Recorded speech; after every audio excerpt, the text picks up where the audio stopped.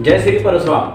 मैं पंकज उपाध्याय, संपादक अनंत वक्ता, आज आपके सामने फिर से उपस्थित हूँ एक ऐसे शख्सियत को लेके जिन्होंने ब्राह्मणवाद, ब्राह्मणत्व पे वर्षों दशकों तक काम किया है। श्रीमान सुरेश चंद्र पचौरी जी, आप ब्राह्मण सभा उत्तर प्रदेश चलाते हैं। पचौरी जी, स्वागत है हमारे कार्यक्रम में आपका। हमारे दर्शकों को हम आगे बढ़ें इसके पहले बताएं, आप अब तक के अपने सामाजिक जीवन के और जो जिस तरीके से काम कर रही हैं उसका एक पहलू जो है पूरी तरह से, यानी आपकी बायोग्राफी उसी में आ जाए कि आप क्या हैं, कैसे हैं, किस तरीके से काम कर रहे हैं। मैं सुरेश चंद्र पचौरी, शिक्षा विभाग में अरुणाचल प्रदेश में 35 साल काम किया और अभी मैं सेवानिवृत्त हूँ। और यहाँ आने के बाद हमने पाया कि कुछ एरिया में ब्राह्मण सभाएं तो काफ़ी हैं, लेकिन जो काम होना चाहिए वो काम दिखाई नहीं पड़ रहा है। इसी उद्देश्य को लेकर के हमने एक ब्राह्मण सभा का गठन किया और विगत 6-7 सालों से विधिवत रूप से वो काम कर रही है। अभी इसमें हम जो है एक पत्रिका भी निकालते हैं, जैसे मेरे हाथ में अभी एक पत्रिका है, अभी हमारे हाथ ये पत्रिका है ब्रह्मचेतना के नाम से। ये हमारी हर साल प्रकाशित हो रही है। अभी हमने क्या देखा है कि आज़ादी के 75 साल पूरे हो रहे हैं। 75 साल पूरे होने पर हमारी जो केंद्र सरकार है वो आज़ादी का अमृत महोत्सव प्रोग्राम लॉन्च कर रही है। तो सबको पता है कि आज़ादी में ब्राह्मण लोगों का बहुत बड़ा योगदान रहा है। ब्राह्मण बहुत बड़े बड़े क्रांतिकारी हुए हैं। सबसे पहला नाम तो झांसी की रानी, मंगल पांडे, चंद्रशेखर आज़ाद, लाला लाजपत राय और भी बहुत सारे अनगिनत नाम है। एक लंबे फहरिस्त है या आज़ादी, हाँ, यानी ये यूं कह सकते हैं कि ब्राह्मणों ने ही जी आगाज किया है आज़ादी की। आगाज किया है, मंगल पांडे सब जानते हैं जी बिल्कुल। हाँ, तो वहाँ पर हमारी कुछ समाज की जैसी गलतियाँ हो गई। समय से पहले विद्रोह हो गया, नहीं तो 100 साल पहले ही आज़ादी हमको मिल गई होती। तो हमने विचार किया कि जब केंद्र सरकार 75वें आज़ादी दिवस पर अमृत महोत्सव मना रही है, तो हमने भी अपनी जो पत्रिका है ब्रह्मचेतना, उसको हमने कवर जो है, कवर पेज जो है हमारा वो उसी के नाम से है। हमने लिख दिया है यहाँ पर आज़ादी का अमृत महोत्सव, और उसमें हमने भारत का नक्शा दिया है और उसमें हमारे जितने भी क्रांतिकारी हुए हैं उनके उसमें फोटो भी दिए हुए हैं। ये हमारी ब्राह्मण सभा की ओर से उन क्रांतिकारियों को एक नमन है, श्रद्धांजलि है। बहुत अच्छा। ये संगठन अभी पिछले दिनों हमने एक कवरेज किया था, वो अनंत वक्ता के यूट्यूब चैनल पे भी है। आप आई बटन में देख सकते हैं उस वीडियोस को। इन प्रोग्राम को हमने देखा था, कवर किया था। पचौरी जी, एक बड़ा सवाल ये है, ब्राह्मणवाद, ब्राह्मणत्व किस स्थिति में है, ब्राह्मण किस स्थिति में है आज के समय में देश में, सवाल उठता है। देखिए, ये चीज़ों का कई तरीके से मैं आंसर दे सकता हूँ, लेकिन पहले मैं एक बात बताऊँगा जी। अभी हम जो है आज़ादी के बारे में बात कर रहे थे। आज़ादी में ब्राह्मणों ने बढ़ चढ़ के भाग लिया, इसमें कोई बड़ी बात नहीं है। चलो किया, उन्होंने किया, मान लिया, लेकिन उसके बाद क्या हुआ? उसके बाद जो सरकारें आई, सरकारें चली गई, किसी ने भी आज तक ब्राह्मणों के ऊपर ध्यान नहीं दिया जी। ब्राह्मण बौद्धिक स्तर पर तो उच्च श्रेणी में आए, लेकिन आर्थिक काम न करने के कारण वो आर्थिक कमजोर होते गए और आज भी आर्थिक कमजोर हैं। लेकिन बाद में ये रिजर्वेशन का जो कोटा आ गया, उसके चलते क्या हुआ कि जो ब्राह्मण गरीब है, खाने पीने को कुछ भी नहीं है, फिर भी उनको कोई रिजर्वेशन नहीं है। तो ये जो है ये कब तक चलेगा? बड़ा सवाल। इसलिए मतलब अंदर से बड़ी कोफ्त उठती है, सब समाज के लोग बात करते हैं। बड़ा सवाल यह है कि रिजर्वेशन के बाद भी तो बहुत सारी व्यवस्थाएं हैं। ब्राह्मणों की स्थिति इस समय रिजर्वेशन से ऊपर समझिए, क्योंकि वो नियंता है। देश को गढ़ा है ब्राह्मणों ने, और आज जिस स्थिति में देश है, उन्नत अवस्था है, ब्राह्मणों का योगदान है। ब्राह्मण हट जाए, देश की इकलौती सरकार देवगौड़ा की थी, ब्राह्मण विहीन थी, ब्राह्मण रहित सरकार थी, वो चली नहीं, खत्म हो गई।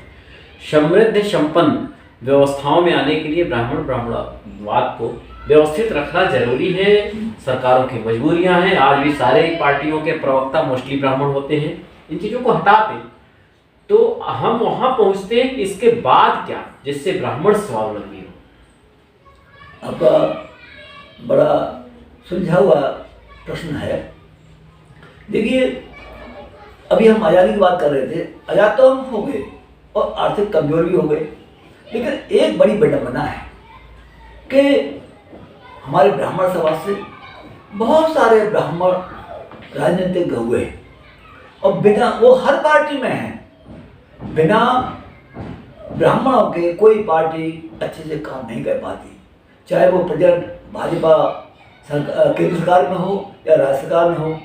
बिना उनके कोई काम हो नहीं सकता। मगर एक कमी हम महसूस करते आ रहे हैं बहुत दिन से। वो क्या कमी कर रहे हैं कि हमारे जो ब्राह्मण समाज के राजनेता हैं, वो कभी भी किसी भी मंच से ब्राह्मणों के हितार्थ कोई मुद्दा नहीं उठाते। अन्य समाज के लोग मुद्दा उठाते भी हैं और जबरदस्ती अपनी बात को मनवाते भी हैं। अभी हाल में हम देख रहे हैं, इलेक्शन का टाइम है, कुछ समाज के लोग, उनकी अवहेलना हो रही थी तो उन्होंने जबरदस्ती आंख टेढ़ी कर दी। तो हम देख रहे हैं सत्ता पक्ष के, विपक्ष के, उन्हीं को उनका हित साधने में लगे हुए हैं। लेकिन ब्राह्मणों की तरफ से ऐसा नहीं है। ब्राह्मण हर पार्टी में लगा। एक दुख की बात है पंडित जी, जो मैंने देखा है कि इतने दिन हो गए, ब्राह्मण 75 साल में आज तक अपना किसी एक पार्टी से जुड़ ही नहीं पाया। जिस पार्टी में देखो, हर पार्टी में ब्राह्मण है।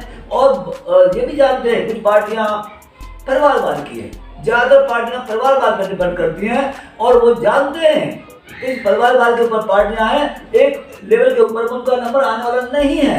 तो वो क्या है, खाली राष्ट्रीय प्रवक्ता बन के रह जाते हैं और रेडियो पर, टीवी में आपस में लड़ते रहते हैं कुत्ते बिल्ली की तरह, और कुछ करते कुछ खास नहीं है। ये तो बहुत अच्छी बात है कि सारी पार्टियों में ब्राह्मण हों, ब्राह्मण रहित कोई ना हो। हर जगह ब्राह्मण सर्वव्यापी है, इसलिए है और रहना भी चाहिए, उसे बुरा भी नहीं माना जा सकता है। इसके बाद हम बात कर रहे हैं, हमारे इस इंटरव्यू का मकसद ये होता है कि हम ब्राह्मणों को एकजुट कर पाएं, वो जहां भी हो, अपनी उस परिधि में ले आ पाएं जिससे ब्राह्मण स्वावलंबी बन पाए। आप संगठन चलाते हैं? मैं संगठन चलाता हूं और मैंने पाया है और हम कोशिश करते हैं। मैं उसी बात को कह रहा था कि हमारे राष्ट्रीय मंच से कोई बात नहीं उठाते और हमारे ब्राह्मण हैं वो छोटी छोटी बातों में आपस में उलझ के रह जाते हैं। कभी एकता की बात किसी एक मत पर एकजुट तो हो ही नहीं पाते और ये हमारी बहुत बड़ी कमजोरी है। तो हमें सबसे पहले हमें इसे अपनी कमजोरी को दूर करना होगा।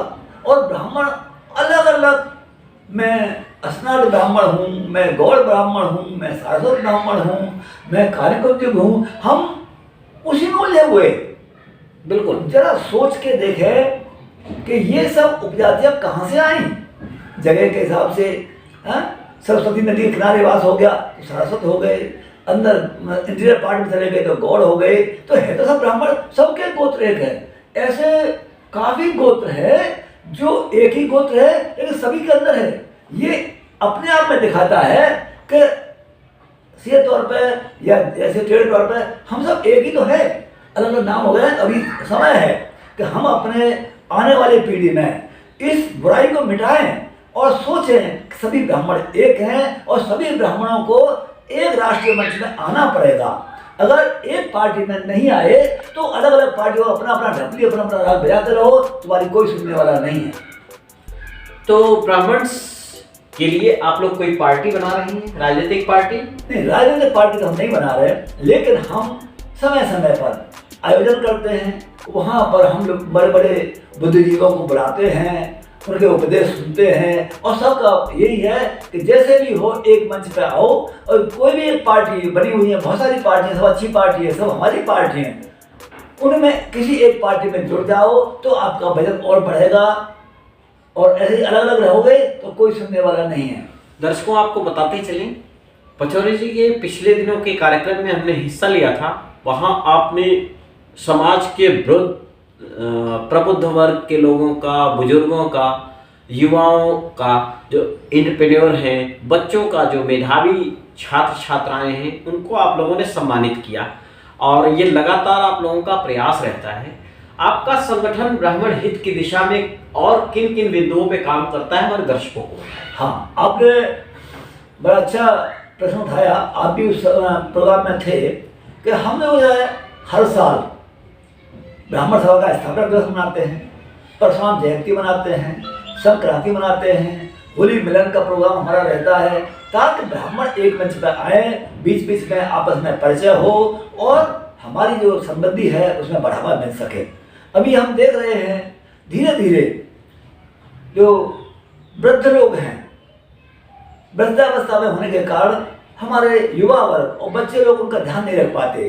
तो छोटे बच्चों में एक अच्छे संस्कार जाए तो हम क्या करते हैं, हर साल 15-20 बड़े बड़े जो बुजुर्ग ब्राह्मण हैं उनको बुलाते हैं, निमंत्रण करते हैं और छोटे बच्चों के सामने हम उनको सम्मानित करते हैं, ताकि उनके बीच में एक नई ऊर्जा का संचार हो और बुजुर्गों का सम्मान बढ़े।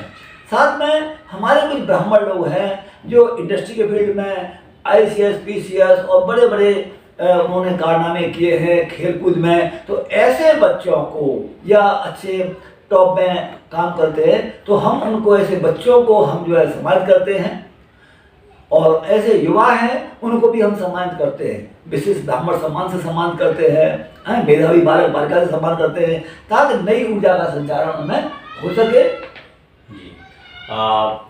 आखिर में ब्राह्मण के लिए क्या संदेश देना चाहेंगे आप? ब्राह्मण के लिए हम ये संदेश देना चाहेंगे कि पूरे देश में या विदेश में ब्राह्मण जहाँ भी हो तो क्षेत्रवाद को, भाषावाद को अपने मन में न लाएं और हमें एकजुट होकर के ब्राह्मणत्व के प्रति कार्य करना है, ताकि हिंदुत्व मजबूत हो सके। आपने हमारे कार्यक्रम में हिस्सा लिया, आपका बहुत बहुत धन्यवाद। आपका भी धन्यवाद। ऐसे ही किसी शख्सियत से आपको मिलवाएंगे, सुनेंगे ब्राह्मण ब्राह्मणत्व को बचाने के लिए उनके क्या प्रयास हैं, विवाह विचार क्या रखते हैं, वो अपने समाज को लेके युवाओं को स्वावलंबी बनाने के लिए उनकी क्या योजना है। बहुत ध्यान से रहिए, बने रहिए हमारे साथ। धन्यवाद।